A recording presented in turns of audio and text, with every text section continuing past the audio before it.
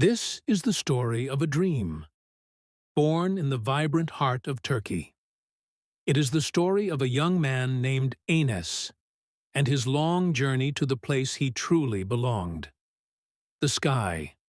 Enes grew up in a lively Turkish city, where the sounds of the streets were a constant melody, and the smell of delicious food was always in the air. Like other children, he played football with his friends and did his homework for school. But something made Enes different. His home was on the flight path to the main airport, and several times a day, giant metal birds would roar over his roof. While his friends barely noticed them, Enes would run to the window every single time. He would watch, completely fascinated, as the airplanes climbed into the blue, carrying hundreds of people to faraway lands he could only read about in books. His dream was not a secret. His bedroom was a small museum dedicated to aviation.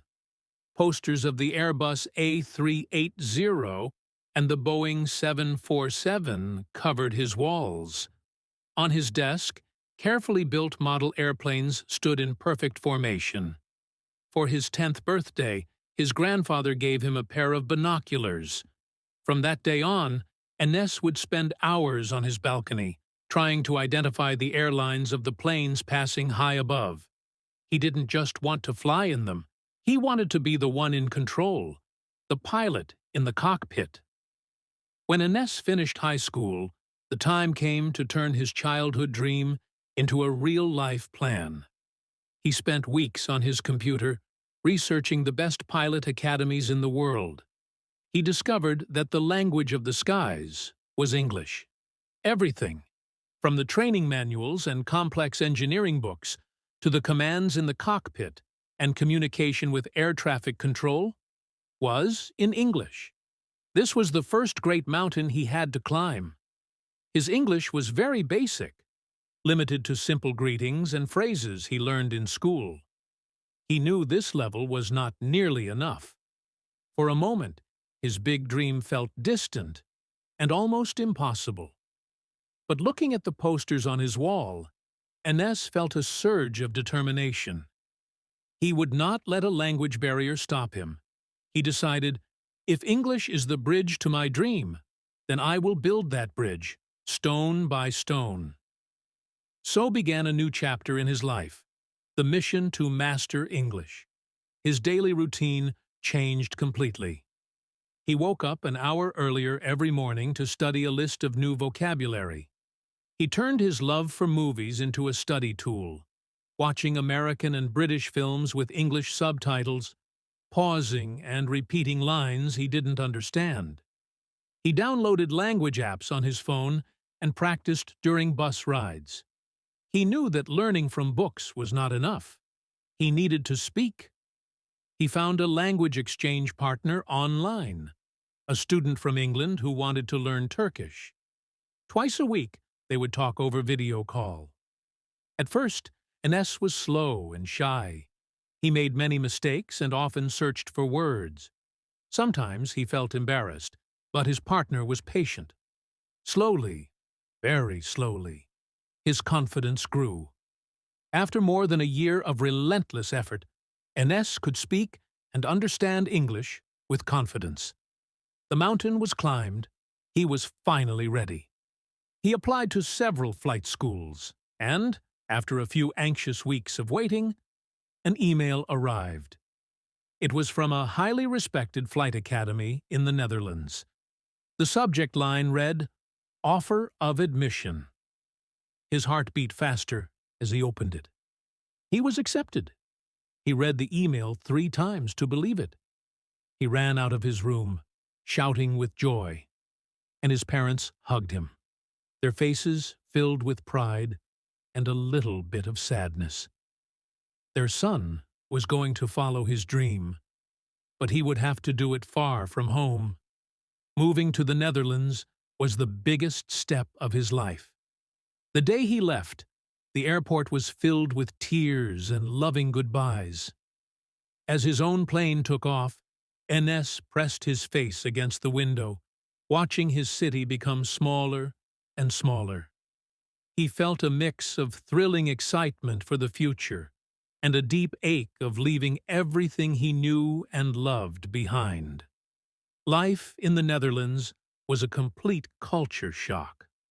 The flat landscapes, endless bicycle paths, and the rainy, gray weather were so different from the sunny, hilly country he came from.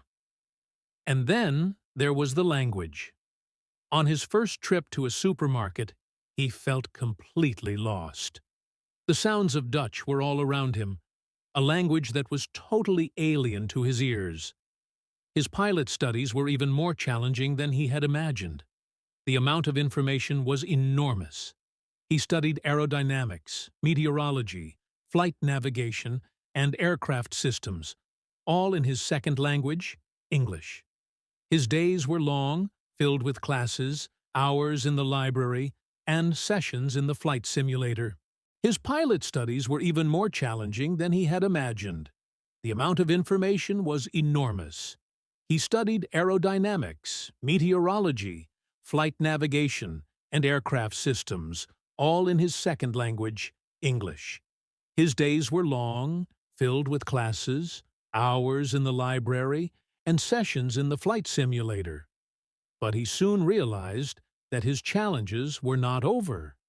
While English was the language of his school, Dutch was the language of his life. To make local friends, to order a coffee, to simply feel a part of the community, he needed to learn Dutch. He felt like an outsider. So, on top of his demanding pilot training, he enrolled in an evening Dutch course. His life became a marathon.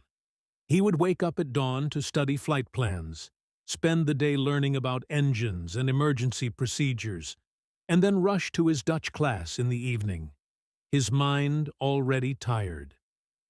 He often returned to his small apartment late at night, with just enough energy to eat and fall into bed. There were dark days when he failed a test in the simulator, days when he felt so lonely and missed the taste of his mother's cooking so much that he would just stare at pictures of his family.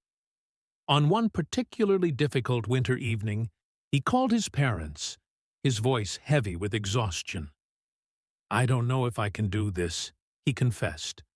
"It's just too much." His father's voice came through the phone, calm and strong. "Enes," he said, "no great dream is easy. Remember the little boy on the balcony with his binoculars. You are doing this for him. Rest, but do not quit." That phone call gave him the strength he needed. He started to build a new family in the Netherlands. He made friends with other student pilots from all over the world. They were all in the same boat, supporting each other. His friends from the Dutch class invited him to their homes, helping him practice the language and showing him their culture. He learned that asking for help was a sign of strength, not weakness.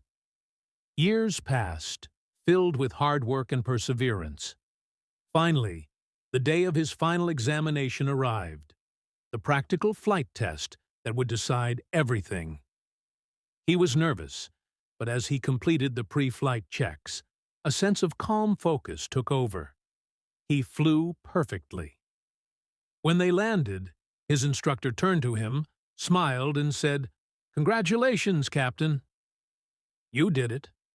Today, Enes is a first officer for a major airline. He wears his uniform with pride, the stripes on his shoulders representing every challenge he overcame. He has flown to dozens of countries, seen sunsets from above the clouds, and navigated through thunderstorms. He speaks Turkish, English, and Dutch fluently. Sometimes, during a long flight at 30,000 feet, he looks out at the endless expanse of the sky and thinks of the young boy in Turkey who watched the planes fly over his house.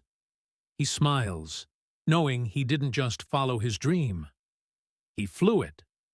His story is a testament to a simple truth. No dream is too big, and no sky is too high, if you are willing to build the bridge to get there.